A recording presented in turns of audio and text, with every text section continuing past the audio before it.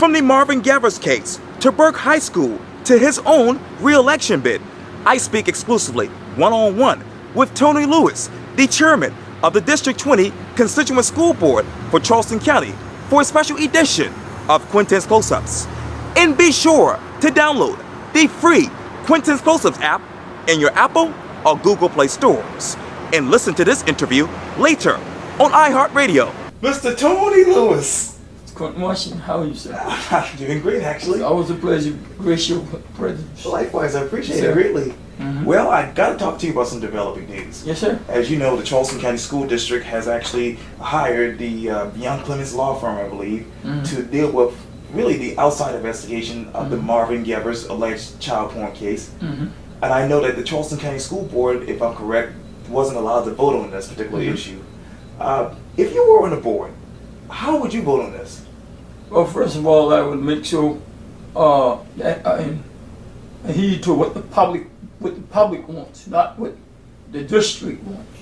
Okay, and I would make sure we hire an attorney, not going along with what the district wants, because then it would be a favoritism for the district. Okay, it wouldn't be the truth, wouldn't be told. It'd be like hush hush and undercover things. And I'm gonna speak truth.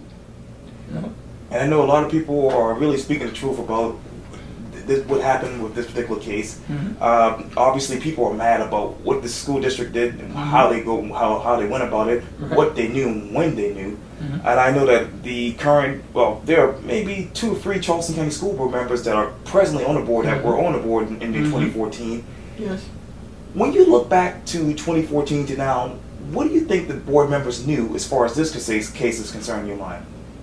Well, again, they always knew, because it's like this. It comes from the principal, the school board, to the superintendent, to the school board, to the lawyer of the district, and the HR. They all knew. They didn't thought it was going to get out. That's why. But they all knew. And I know that obviously you are a constituent school board member. And when you look back at this case, how should they go about changing their policies from the IT policies to how they handle and how they surround kids with teachers? Well, they need to do a thorough background check. Make sure they don't have no kind of problems before they get there. Thorough background check.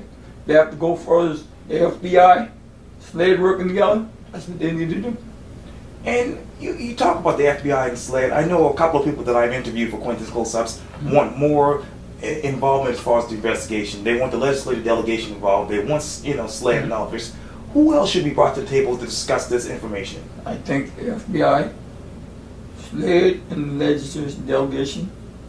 Yeah, they all need to be, because you can get more in depth into it when you got the FBI.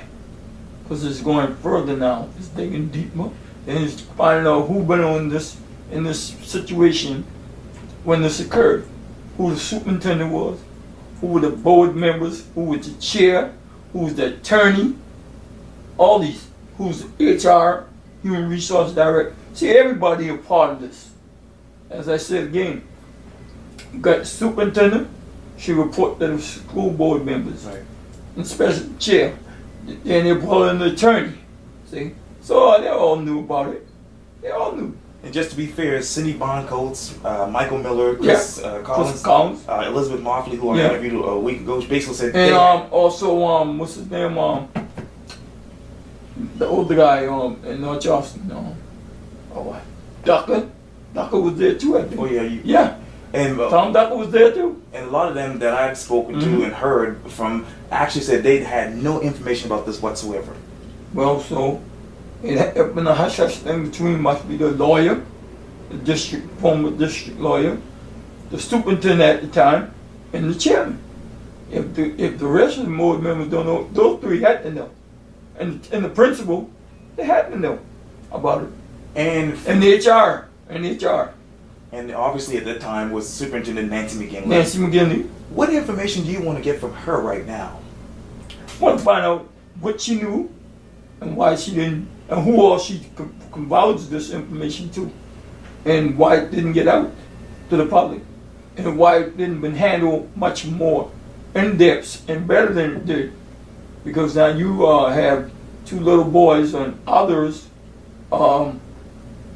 messed up now, mentally, mentally unstable now because of the situation.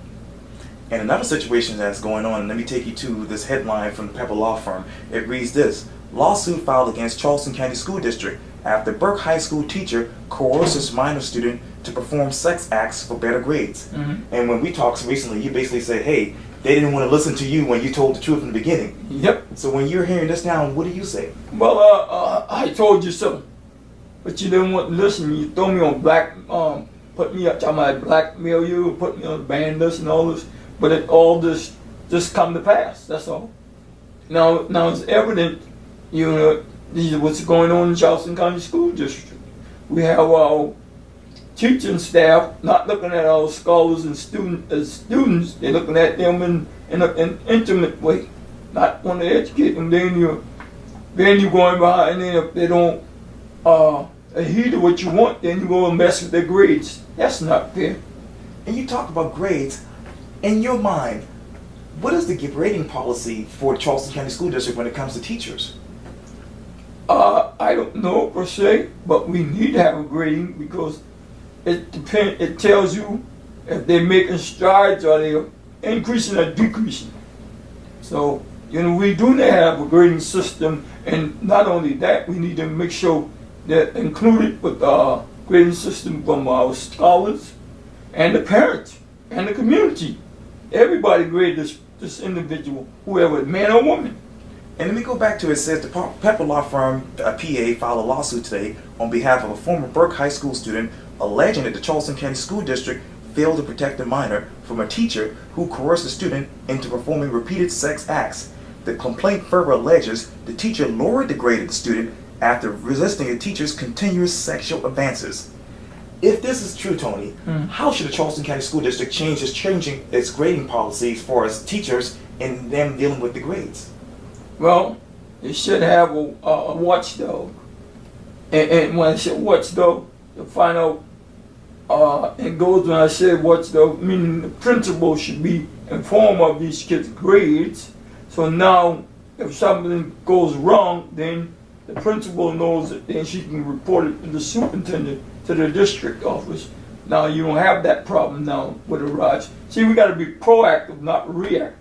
See, because when I've been telling you guys about this back in 20-something, you act like didn't know what I was talking about. But I had an insight then, like I told you guys, hey, something wasn't right in these schools, but you didn't want to hear me. But I was coming to pass. And you talk about being proactive and not reactive. You talked to me earlier last week about the Burke High School AC issues. Mm-hmm. As we sit here right now, how is that going? Well, it's going well. Me and Ms. Quintin and Mr. Crumps spoke. We I called them, and he revised the schedule to meet me on Monday before last, and we went through about 11 o'clock. We went through the school and saw the problems at STEM, and we was trying to work it out. And he said to me, Mr. Lewis, I want to work with Burke High School. I want to work with you, make sure. So I said, well, good. I said, we don't want to be reactive. We want to be proactive. So if you're being proactive, you got Ms. Swinton on board, you got me on board, and yourself. Now when folks come at you, well, Ms. Swinton and myself say, oh no, we knew. We done talked to them about it. He said, not only just talking about it, give a timeline so we can give it to the public. And you talk about timeline. Let me go back to the Charleston County Constituent School Board for District 20. Mm-hmm. As you know, I interviewed the Charleston County School Board member Kevin Hollenshed over the weekend. Yes, sir. And he basically has some concerns about, I believe, 19 students who wanted to transfer to Burke but couldn't get in. Yes, sir. But you told me something different. Yes, sir. Well, Mr. Washington, we have to abide by the laws given from Charleston County School District board members. Okay, the county board members, they make up these policies. We don't make them. All we do is abide by them. Okay? And we can't put these scholars and students in schools and we don't have no more details about a few lines. I live downtown. I want my child to go there. That's not detailed. That's not telling me why you want to put them in there. And we can't just put any kind of scholars and students in these schools and we don't know nothing about them. And then when they have problems, then they come back and have a book them cut down 50 trees and put the booklet together for us to address the issue. And another issue I know that you want to continue to address is Stony Field. Oh, yes, sir. Where are we with Stony Field? Well, I share with the public, I'm still on them. I ain't left them, and they know it, because I know they said folks gonna raise ruckus and then they'll cool off, but not me. It's under my radar. It's on my radar, way up on my radar. Matter of fact, I spoke to the boy on one of the staff last week, and I told her, you make sure, and it's on public records, last week, my board meeting, I said, you make sure Dr. Postaway and Mayor Technobird sitting in a meeting with me and a couple of board members, and namely Dr. Barbara Holmes, and Ms. Laquita Jenkins, Right. because she's the delegate of that school. We delegate that school there, so we can know where we're going. So when the general public come to us and ask us questions, then we know how to address the issue, answer, because I'm tired of it. Like I said again, and ignoring you, just acknowledging them. Now it's discrimination. No furthermore, it's discrimination now. Because hey, you got everybody has a football field. Come on, Burke should have a football field in there. Well, that school, Burke School should have had a football field there when they built the school. And as you always say, no more patching. No patch, no patching, no repair, no band-aid, brand new stadium like everybody else. The taxpayers asking for it. We're asking for it. We're tired. We're not gonna sit back no longer and look at these things happen, because everybody gets to get the things they need. And again, we had little white brothers and sisters back there on Fishburne, the president. That would have been a stadium long time ago. But they won't play this game with my little African-centric students and scholars back then, and I'm not going to let it happen. I'm sorry.